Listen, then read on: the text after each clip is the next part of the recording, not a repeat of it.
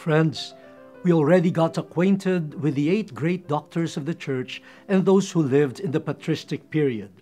Today, let us get to know the doctors of the Church who lived in the Middle Ages. There are 10 of them.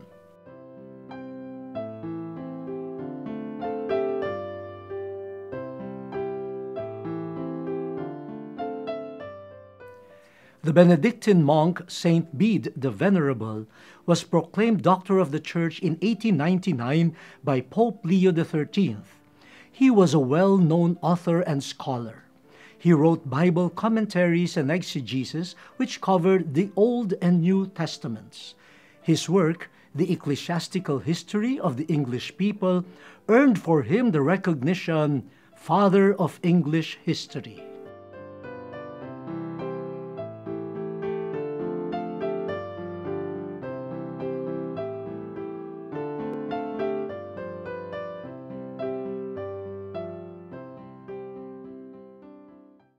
The Divina Omnipotentia is the most famous work of Saint Peter Damian, who was declared a doctor in 1828. This long letter discusses the infinite power of God. He also wrote letters and sermons on Marian themes. A monk who became a cardinal, he introduced ecclesiastical reforms.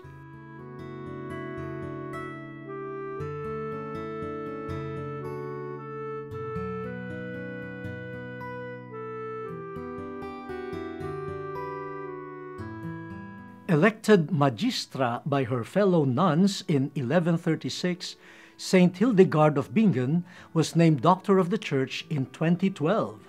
She wrote theological, botanical, and medicinal texts, even letters, liturgical songs, and poems. Her work, Ordo Virtutum, is considered the oldest surviving morality play.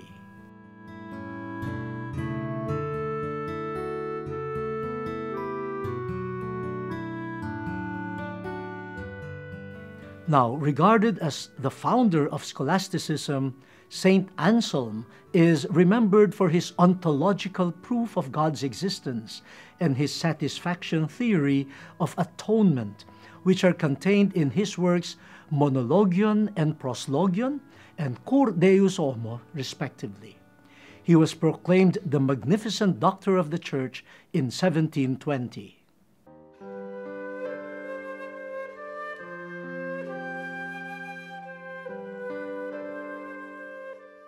An eloquent preacher and monastic reformer, Saint Bernard of Clairvaux was named Mellifluous Doctor of the Church in 1830. He wrote De Amore Dei, which tackles the immeasurable love of God, and De Gratia et Libero Arbitrio, which discusses grace and free will.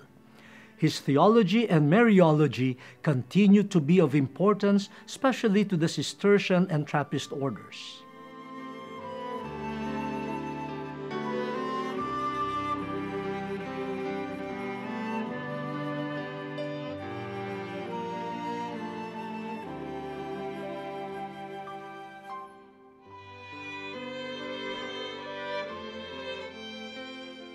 Considered as the greatest German philosopher and theologian of the Middle Ages, Saint Albert the Great was named Universal Doctor in 1931.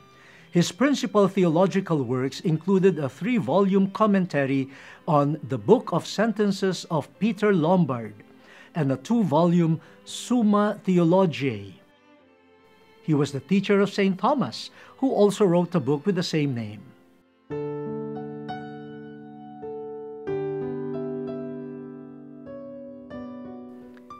Canonized less than a year after his death, Saint Anthony of Padua was noted by his contemporaries for his arresting preaching and advanced knowledge of the Scriptures.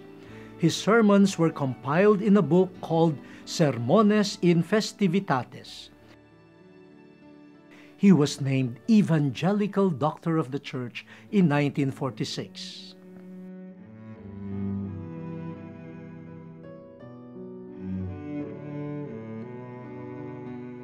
Summa Theologiae and Summa Contra Gentiles immortalized the Dominican theologian and philosopher St. Thomas Aquinas. So great are his works that Pope Leo VIII declared that his teachings must be studied by all theology students. In 1568, he was proclaimed as the Angelic Doctor.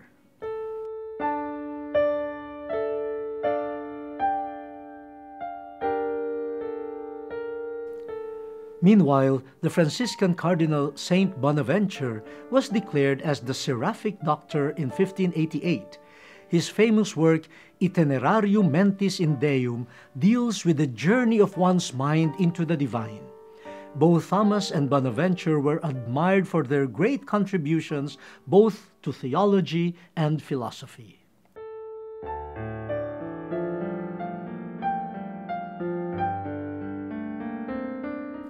Now, a spiritual mamma to her followers, Saint Catherine of Siena is known for her mystical theology and letters to various people, from ordinary folks to popes.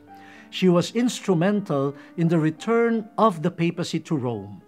Her major work is the Dialogue of Divine Providence, which is about the conversation of the soul who rises up to God. Alongside Saint Teresa of Avila, she is the first woman doctor of the Church named by Pope Paul VI in 1970.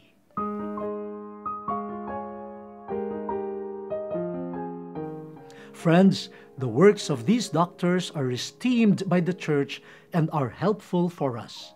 Please find time to find the texts that we mentioned. I am sure they will enrich you. Next time, we will get to know the ones who lived in the Catholic Reformation era and the modern era.